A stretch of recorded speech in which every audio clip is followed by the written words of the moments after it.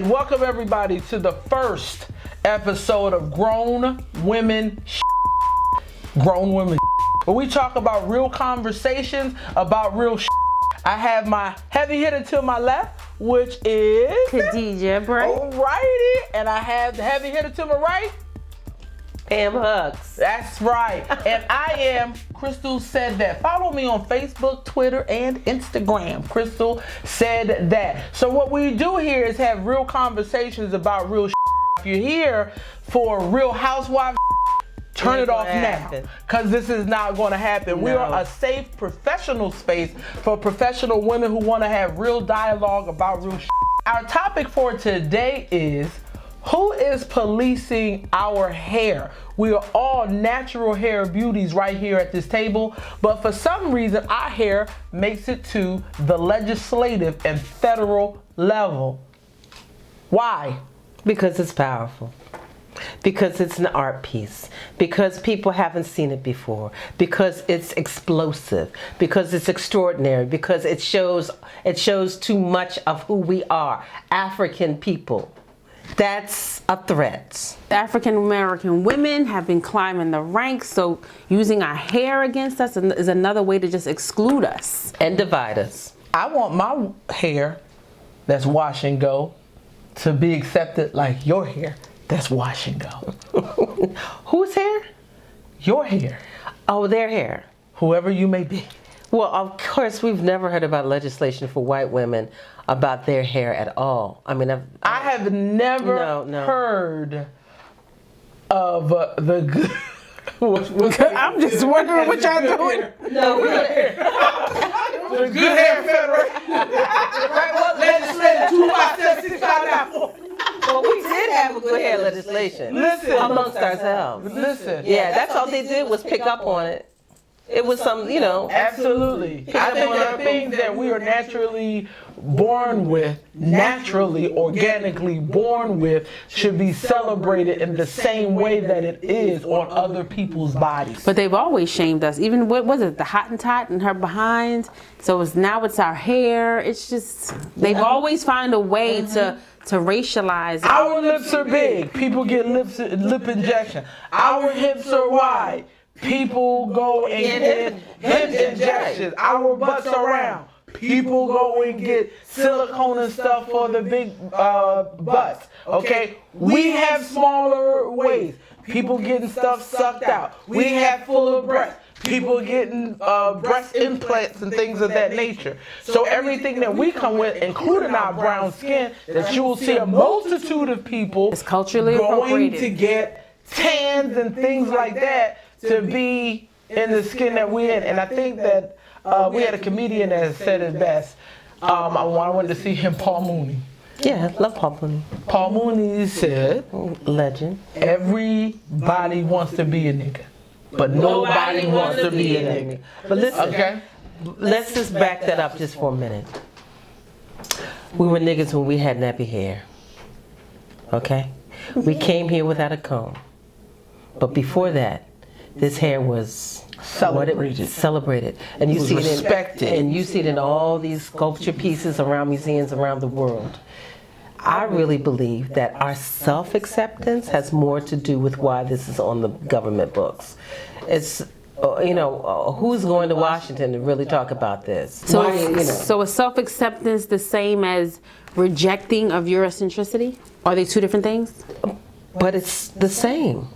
Self-acceptance means that I reject that I must look Eurocentric to be self-accepted. So what if I accept that I just want to wear a weave and I'm accepting that about myself? Guess what? As long as it doesn't permeate the mind, as long as it doesn't, take away your love of who you are. Like I really believe organically that sometimes black women have wanted to assimilate into their Eurocentric counterparts because they felt more comfortable around them and made them feel more comfortable. More comfortable or less respected and less appreciated in what they came with. And shout out to Sharita Powell at Amazulu in the Reading Terminal in Philadelphia for this wonderful shirt. Okay, as you can see, I am my ancestors' wildest dream. Yes. Okay, go see her and also look up Urban Karma, whereas she supports what we do here at the Round Table. Knowing people who do this, we know that they're working authentically in their lives and in our lives. So you have to support them. Here's what I'm getting to though. Why is it that we have to have a conversation about one thing we know to be true? We know we're beautiful, no matter what we put on our hair, to be honest with you. The reality is this: what's in your head that makes you feel that you are not enough or ugly because you don't wake up in the morning looking like this naturally? The programming, it's the incessant programming through TV, through advertisements, through who they choose to be on these shows, what they look like. It's the programming. Like, we've been programmed to see ourselves as ugly, to not accept ourselves. But I've raised a 24-year-old during this time of programming and the great white girl with hair blowing in the wind. I mean, all this advertising was coming 10 times down hard. But I know for sure that as you raise a child and children and daughters as we are, that we raise them differently. Well, we did, but I think in that time of the 80s and the 70s, it's the parenting then. It's the parenting now. And it's the imagery now. I know, but you can't I'm not going to put my parenting next to imagery and fail with my daughter. I'm just not going to do that, and I haven't. My daughter loves her naturalness, and she's 24 years old, so she's been all through that social media, changes and what people don't like and how, having to go through some shit. But the real deal is, I believe that we have to pay more attention and take ownership on the way our children are raised about their own self-identity. I agree. I totally agree, I totally agree, but we have to also model it. Because there has to be a modeling. I can't have a perm telling her that her locks are beautiful. That's right. You had your own locks telling your daughter that it was enough. That was enough. This was beautiful. That was beautiful. That's right. And true, a lot of due to what's the word I'm looking for? Due to the breakdown of the family, black women had to go into the workforce. And we had to work, and we had to get into these spaces where Eurocentricity was the model and the example. So with that, we had to abandon. I don't believe we had to do that. But I don't think we had to, but we did. I know, but the change is this: we did it because we still were insecure about our own authenticity, and we had to raise our family. So at the core, do we have the insecurity about who we are, how beautiful we are? Because studies show that black men are the most copied individuals on earth. And so black women. So we are the most copied individuals on the face. Yeah, but I first cut my hair.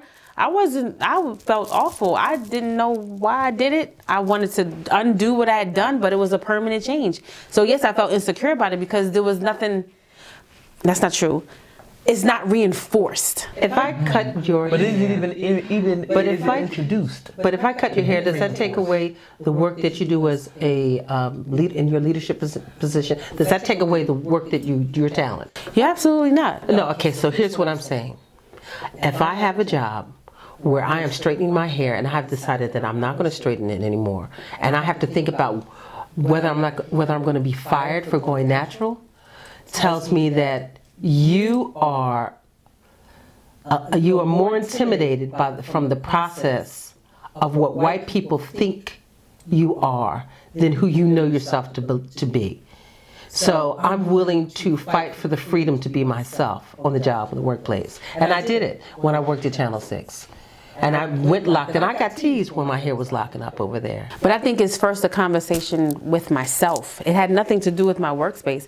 It's that initial, remember the image, becoming beautiful. And then it's like, what is beauty now? Like, no, it's not that. So it's that initial conversation I have with myself. So what made you think that, did you think that when you went all natural that you weren't beautiful, or you were in a position where you thought that might be uncomfortable or unaccepted? Okay, so now, but more because it's like, what is it gonna look like? My hair is thin. Is it gonna be as full? So I had all these insecurities about what beautiful hair looked like, because I never had that even prior to.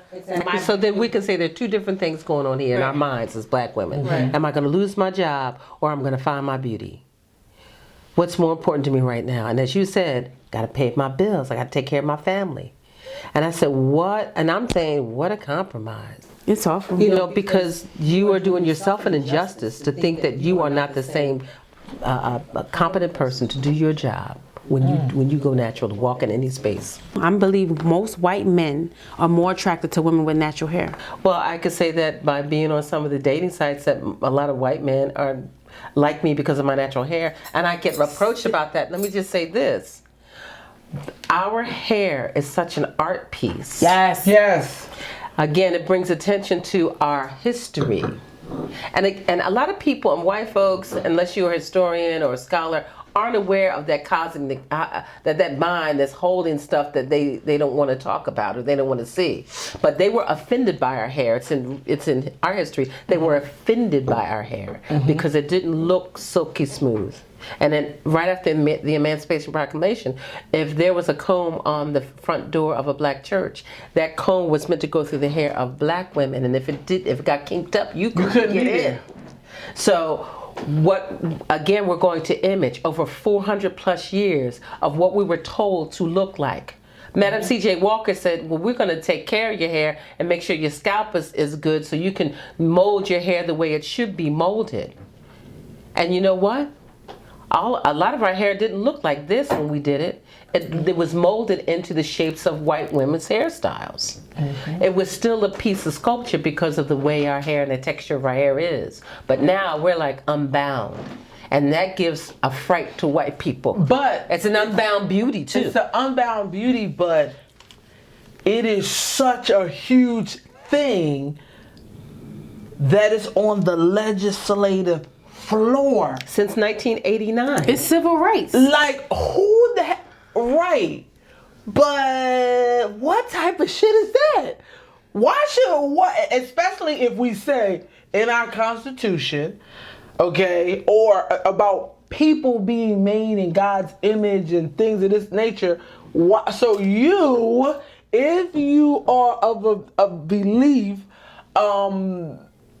in God, in Christianity, if God made me to be like this, who are you?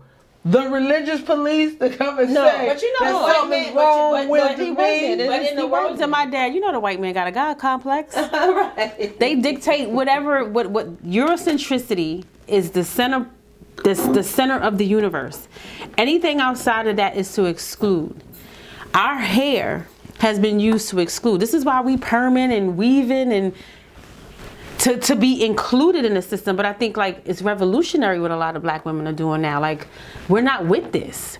And I'm going to be who I am, and we're going to fight. And if I have to take it to the Supreme Court, that's what I'm going to do. I think that should be more applauded than like, what the heck is this? Because we're fighting to say like, we're moving away from this Eurocentric white supremacist model. Like, I applaud that. On the next episode of Grown Women Shit, part 2 of our conversation on who's policing our